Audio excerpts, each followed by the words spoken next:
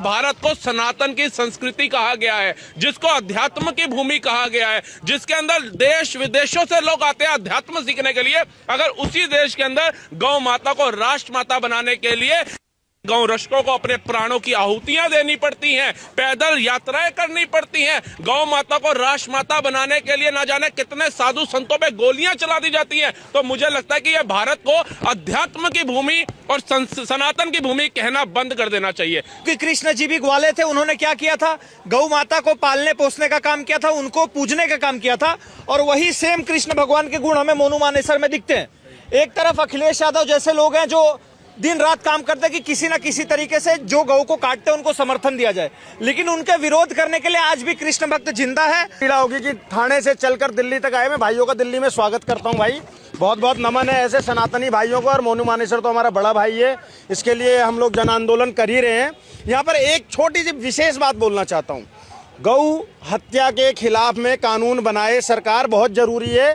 जब तक नहीं बनाएगी तब तक गौ हत्या नहीं रुकेगी। लेकिन साथ में एक और कानून बहुत आवश्यक है जिसकी कोई बात नहीं कर रहा है, कि जिसके भी गाय, जो लोग सुबह और शाम को गाय का दूध निकाल रहे हैं, बेच रहे हैं, वो हरामखोर दिन भर गाय को पन्नी खाने के लिए सड़कों पर छोड़ दे रहे हैं, उन हरामजादों के खिलाफ कानून बने।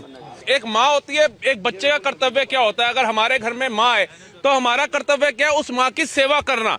वो माँ जो हमें पाल पोस करके बड़ा करती है और इस लायक बनाती है कि हम समाज में उठ बैठ सकें और बुढ़ापे में और जीवन में अपने माँ बाप की सेवा कर सकें, तो इनको हमने माँ से कम दर्जा नहीं दिया हुआ है हमारे सनातन धर्म में। अगर एक पुत्र अपनी माँ की रक्षा हेतु ऐसी पद यात्रा करता है और उस भारत में करता है जिस भारत को सनातन की संस्कृति कहा गया है, जिसको अध्यात्म की भूमि कहा गया है, जिसके अंदर देश विदेशों से लोग आते हैं अध्यात्म सीखने के लिए, अगर उसी देश के अंदर गौ माता को राष्ट्र माता बनाने के लिए गौ रक्षकों को अपने प्राणों की आहुतियां देनी पड़ती हैं, पैदल यात्राएं करनी पड़ती हैं, गौ माता को राष्ट्र माता बनाने के लिए ना जाने कितने साधु संतों पे गोलियां चला दी जाती हैं। तो मुझे लगता है कि यह भारत को अध्यात्म की भूमि और सनातन की भूमि कहना बंद कर देना चाहिए, क्योंकि हमारे यशस्वी प्रधानमंत्री, मैं कल देख रहा था सोमनाथ मंदिर के अंदर वह पूजा अर्चना कर रहे थे। वो हिंदुत्व की लहर है, हिंदुत्व का सम्मान है, लेकिन माननीय नरेंद्र मोदी जी को भी यह समझना पड़ेगा कि ये गाय माता कोई अन्य जानवर नहीं है, ये कोई वो पशु नहीं है जिसको राह चलता कोई भी काट देगा। ये सनातनियों की माँ है, माँ का दर्जा दिया गया है। अगर इनको काटने वाले सुरक्षित घूमेंगे और इनको बचाने वाले जेलों में जाएंगे तो आप बता दीजिए संविधान का पालन कौन करेगा इस देश के अंदर? लोकतंत्र कहां जिंदा रहेगा? इस गौ माता के लिए कितने लोगों ने अपनी आहुतियां दे दी हैं, ये हर एक भारतवासी आज देख रहा है। लेकिन कहीं ना कहीं बीजेपी की सरकार, हम दिन रात काम कर रहे हैं, ऐसा नहीं है नहीं कर रहे हैं, हम आवाजें उठाते हैं धर्म के लिए, देश के लिए, लेकिन गौ माता के लिए अगर हमारी आवाज उठी है और वो उन कानों तक नहीं पहुंच रही है जिन कानों तक पहुंचनी चाहिए, तो मैं आपके न्यूज के माध्यम से निवेदन करना चाहूंगा कि जल्द से जल्द जो इन भाई साहब का संकल्प है, इन भाइयों का संकल्प है, साधु संतों का संकल्प है और यहाँ खड़े तमाम सनातनियों का संकल्प है कि गाय माता को राष्ट्र माता घोषित किया जाए, उसके ऊपर सरकार को जल्दी काम करना चाहिए। जय हिंद, जय भारत, जय श्री राम। भाई एक मिनट, सिंगल पे कर रहा था मैं। अच्छा ठीक है, अच्छा देखो मेरे बड़े भाइयों ने जितना बोलना था वो ऑलरेडी उन्होंने बोल दिया, लेकिन मैं क्लियरली बता देना चाहता हूँ कि ये जो यदमुल्ला के खिलाफ ट्रेंड चलाया जाता है वो सारे यदमुल्लों को एक में ही गिनती नहीं होती। हम जैसे आज भी ब्राह्मण भाई जिंदा है जो ऐसे मोनू मानेसर जैसे यादव भाई को कृष्ण भगवान के स्वरूपी मानते हैं, क्योंकि कृष्ण जी भी ग्वाले थे, उन्होंने क्या किया था, गौ माता को पालने पोसने का काम किया था, उनको पूजने का काम किया था, और वही सेम कृष्ण भगवान के गुण हमें मोनू मानेसर में दिखते हैं। एक तरफ अखिलेश यादव जैसे लोग हैं जो दिन रात काम करते हैं कि किसी ना किसी तरीके से जो गौ को काटते हैं उनको समर्थन दिया जाए, लेकिन उनके विरोध करने के लिए आज भी कृष्ण भक्त जिंदा है। और मैं सारे भाइयों से कहना चाहूंगा जो अपने आप को सनातनी मानते हैं, आप कुछ नहीं कर सकते तो कम से कम अपनी आवाज उठाइए। मोनू मानेसर जो 2 साल से जेल में है, और किस लिए जेल में है? हम जैसे भाइयों की वजह से जेल में है, जिसकी आवाज वो उठा रहे थे। गऊ को बचाने की उनको आज क्या सजा मिली है कि उनको जेल में डाल दिया गया है? और हम बोलते हैं कि भैया हिंदुओं की सरकार है, हिंदुत्व की सरकार है। तो अगर हमारी सरकार है तो उसका फायदा उठाइए, सरकार के ऊपर दबाव बनाइए, अपनी आवाज को बुलंद कीजिए और मोनू मानेसर को छुड़वाइए। अब हिंदुत्व की सरकार की बात करते हैं, हरियाणा में भी 3 बार से ज्यादा बीजेपी की सरकार है और केंद्र में भी बीजेपी की सरकार है। दिल्ली में भी है और मोनू मानेसर जी को जो आते हैं हरियाणा से उनको गिरफ्तार कर लिया जाता है, तो फिर हिंदुत्व की सरकार में एक गौरक्षक कैसे सुरक्षित? देखो पत्रकार महोदय, क्लियरली बता देना चाहता हूं, हम किसी सरकार से नहीं है, सरकार हमसे है।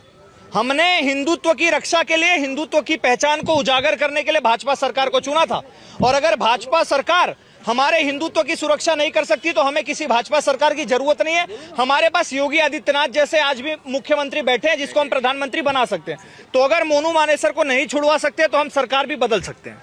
एक सवाल रहेगा सर, पिंकी चौधरी जी को लेकर क्या कहना चाहेंगे जिस तरीके से उन्हें गिरफ्तार करें? बहुत बढ़िया काम किया, किसी को मारने काटने के लिए थोड़ी दिया, अपनी रक्षा के लिए दिया है। और हमारे में पूरी तरीके से छूट है भैया, हम शस्त्र की पूजा करते हैं तो पूजा करने के लिए लिया है। गौ माता पे रहते हैं भाई, हमारे महाराष्ट्र से चलकर आए हैं, तो ये पीड़ा को समझो कि किस लेवल की पीड़ा होगी कि थाने से चलकर दिल्ली तक आए। मैं भाइयों का दिल्ली में स्वागत करता हूं भाई, बहुत बहुत नमन है ऐसे सनातनी भाइयों को। और मोनू मानेसर तो हमारा बड़ा भाई है, इसके लिए हम लोग जन आंदोलन कर ही रहे हैं।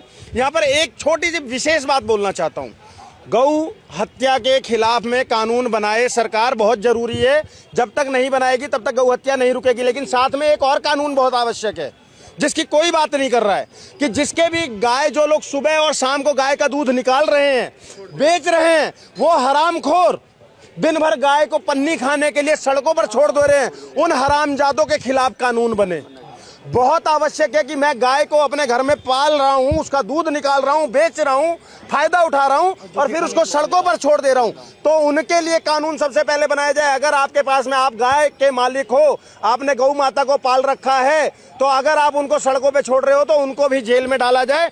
तब देखना आप, एक मुश्त अगर गौ हत्या ना रुक जाए तो बात है। आखिर ये लोग जब महंगी महंगी भैंसें खरीद कर लाते हैं, या भैंसें छोड़ो, वो भी हमें दूध दे रही है, कुत्तों के लिए दिल्ली की सड़कों पर लोग निकल जाते हैं, कुत्ता बचाओ कुत्ता बचाओ कुत्ता बचाओ, उसको एसी कमरों में रखते हैं, कार में घुमाते हैं, तब वो नहीं होता है, उनके लिए सारे सड़कों पे आ जाते हैं। जिस दिन भारत का हिंदू सच में गौ माता के लिए सड़कों पर ऐसे आने लगेगा ना, उस दिन गौ हत्या अपने आप बंद हो जाएगी। इसलिए कानून ये दो बनने चाहिए, गौ हत्या पर बैन होना चाहिए पहला, दूसरा गौ माता राष्ट्रमाता घोषित होनी चाहिए।